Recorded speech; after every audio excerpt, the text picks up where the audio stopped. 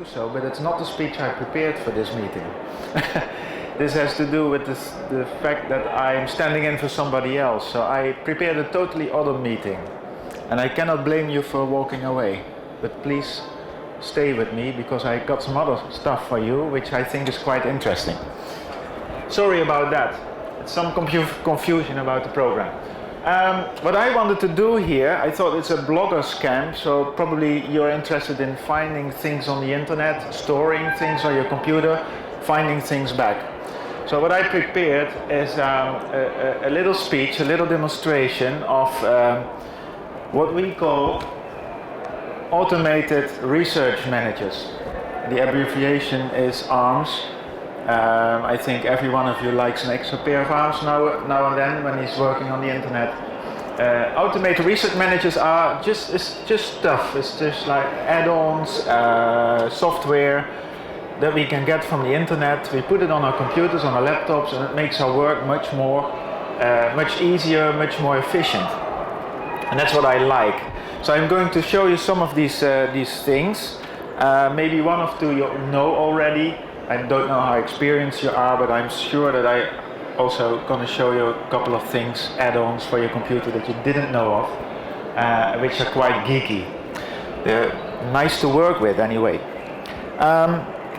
It's impossible for me to give you a complete oversight of all the software that we can use. Most of it is freeware, so we don't have to spend money on it.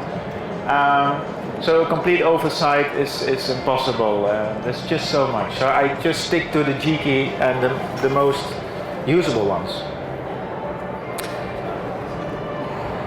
Why am I standing here? I'm Luuk Sengers. I'm an investigative reporter by profession, and the European Journalism Centre invited me to speak.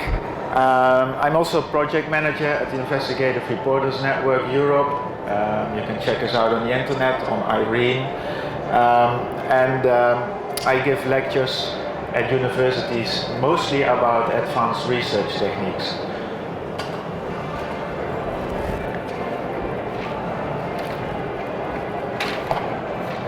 So nobody is going away, that's fine.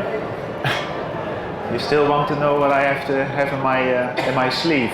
I got some things. We start very basic, very comfortable, very easy, with stuff that is made for us to make our work more efficient. One of them is Google Blog Search. I don't know if you knew about it or not. I will not tell a lot about it, but this is the best search engine you can find and can use to look into blogs. If you look into a weblog, you can search in different kinds. It has an advanced blog search icon. So if next time that you search in blogs, you know the information is in a weblog, use Google Blog Search. So much more.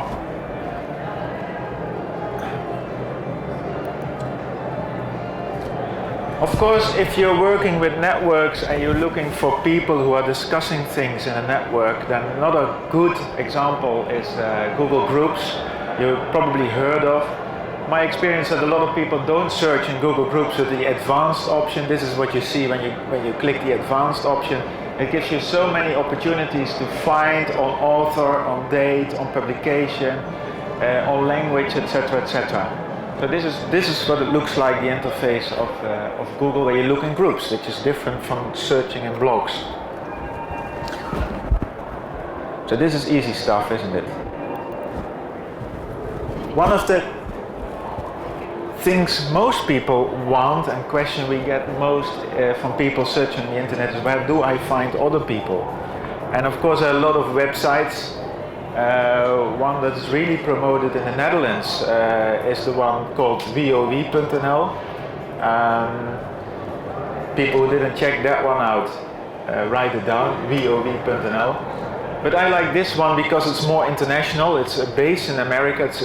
So if you look for somebody in the United States, then this is probably the one to use. But it goes far beyond that. You can also find people in other countries by this search engine. It's called People, but then in another, spelled otherwise.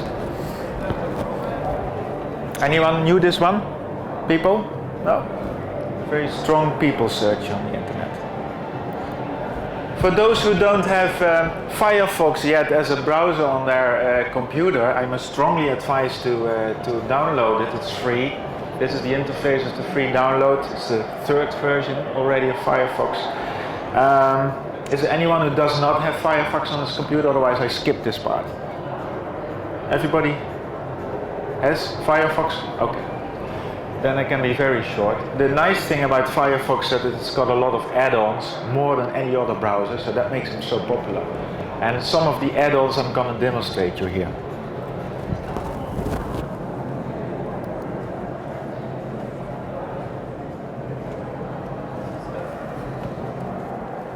Let's see.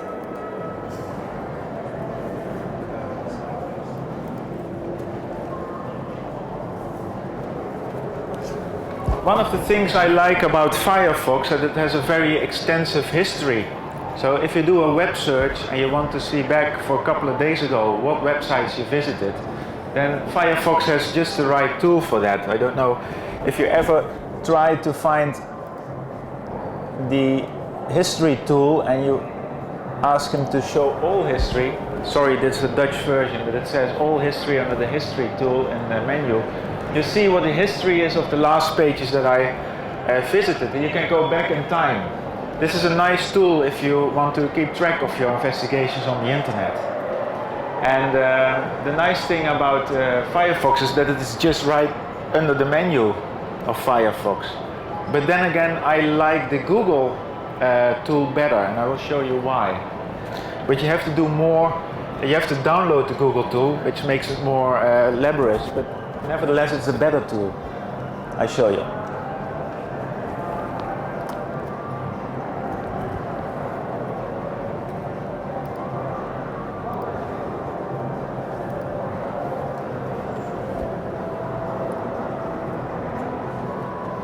Is this the one? No.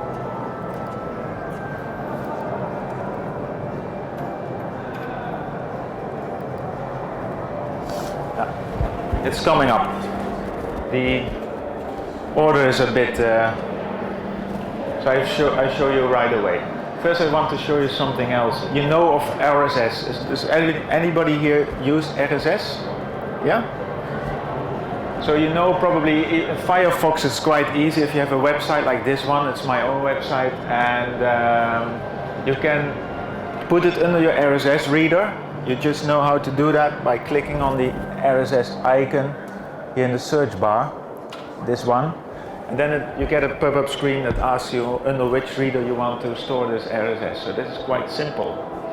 I don't know if you knew what to do, that you can use Google News and put that under your RSS reader as well. It has this nice option. If you scroll down, where is it? Here it is. This is just Google News. You use it, I think. You put in you can also put in a search word, a keyword, and it's going through all the news items in the database of Google and find the news with the keyword in it. Well, if you put the keyword in the search bar and then click the RSS button here in Google News, then automatically it will feed your RSS reader with news with that word in it, with that keyword in it, which is quite nice. I know a lot of people who, for instance, put their own name in the search bar, and every time that their name or their company name, organization name pops up somewhere in the news item on the internet, they get an RSS alert. Quite nice feature. So use the RSS button as well in the Google feeder. In the Google News. I don't know if you knew that there are a lot of pages, web pages that don't have RSS yet. I found out in my profession that the websites which are most interesting to visit